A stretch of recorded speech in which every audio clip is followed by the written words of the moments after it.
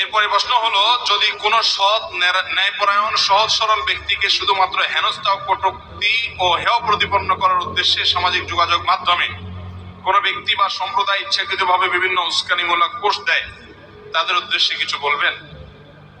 ভাইরা আমার, তরুণরা আজকাল আমরা যারা ফেসবুক প্রজন্ম আছি, ফেসবুক প্রজন্ম, ইউটিউব প্রজন্ম, টিকটক প্রজন্ম, টুইটার প্রজন্ম, ইনস্টাগ্রাম প্রজন্ম, যে প্রজন্ম হাতে আজকাল প্রচুর পরিমাণে সোশ্যাল মিডিয়া, এই সোশ্যাল মিডিয়া প্রজন্মের লোকদের জন্য, তরুণদের জন্য ভালো কাজ করার যেরকম অপার সম্ভাবনা আছে, আল্লাহর কাঠগড়ার অনেক বড় আসামি হওয়ার ভয় আছে।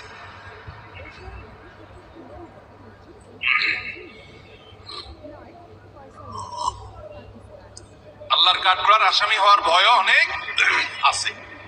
কারণ ফেসবুক, ইউটিউব এবং এই সমস্ত সোশ্যাল মিডিয়া গুলো আমাদের যুবক ভাইরা যারা আছেন, আপনাদেরকে বিশেষভাবে বলছি, আপনাদের অনেকের জন্য এগুলো হয়ে গেছে নিছক বিনোদনের একটা প্ল্যাটফর্ম। কিভাবে মজা করবেন, কিভাবে রসিকতা করবেন, কিভাবে আনন্দ বিনোদন করবেন, এই হলো চিন্তা। ভালো কথা, আপনি এখান থেকে রসিকতা করেন, আনন্দ বিনোদন করেন, এটা নাজায়েজ না। কিন্তু আপনার রসিকতা করতে গিয়ে যদি অন্য কোনো মানুষকে আক্রমণ করেন, কারোর চরিত্র হনন করেন, কারোর অধিকার নষ্ট করেন, তাহলে শরীয়তের দৃষ্টিকোণ থেকে আপনি অপরাধী হয়ে গেলেন।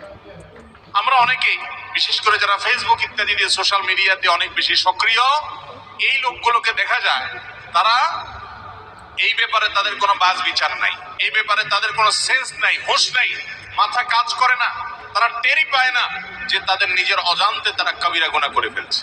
ধরুন কথার কথা, একজন মানুষ তিনি কোনো ভুল করেছেন, তার ভুলটা নিয়ে আপনি ট্রলবাজি করতেছেন, আপনি মজা করতেছেন, আপনি মিম বানাচ্ছেন, আপনি তার ওইটা নিয়ে আপনি রোস্টিং ভিডিও বানাচ্ছেন, সমালোচনা করতে গিয়া তার চরিত্র হনন করছেন, তার নামে বাজে ট্যাগ দিচ্ছেন, তার ছবিকে বিকৃত করে একটা পোস্ট বানাইতেছেন, তাকে ব্যঙ্গ করে বিভিন্ন কথা বলতেছেন, তার ব্যক্তিগত বিষয় নিয়ে সন্দেহমূলক ভাবে নানা রকমের আপত্তিকর ট্যাগ দিচ্ছেন, মন্তব্য করতেছেন, হাহা করছেন, মজা করছেন। ভাইরা আমার, কোন মানুষের চরিত্র নিয়ে মজা করা এটা হারাম। কেমন হারাম?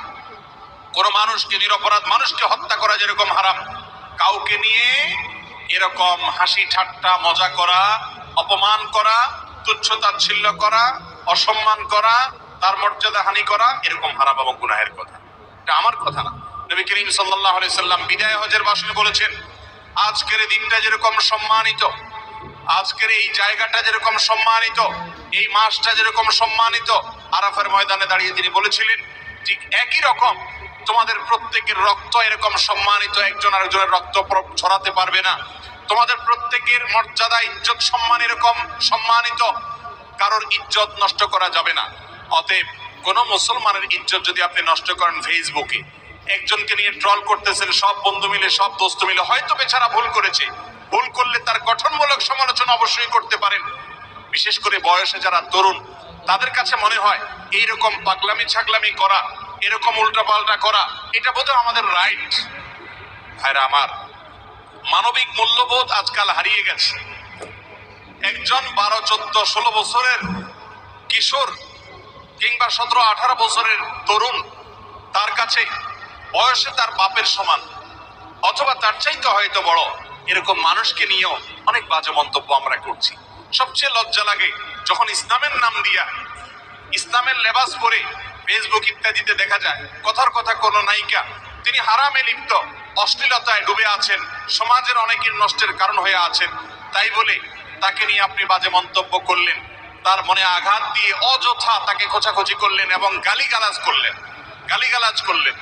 আপনি মনে করতেছেন আপনি ইসলামের খেদমত করতেছেন, অথচ এগুলো ইসলামের খেদমত হতে, আপনি গঠনমূলক সমালোচনা করেন, আপনি তাকে নসিহত উপদেশ করেন, কিন্তু সেটা আপনি করছেন না।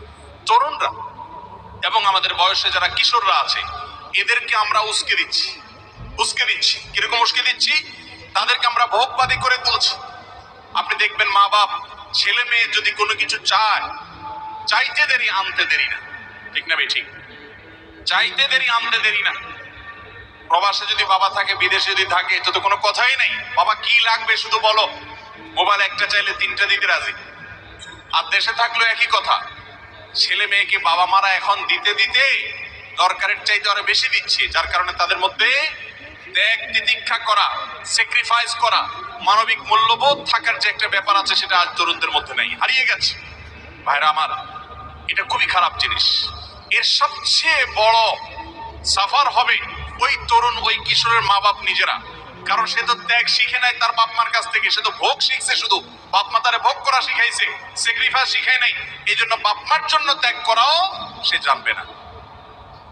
আজ ঘরে ঘরে দেখা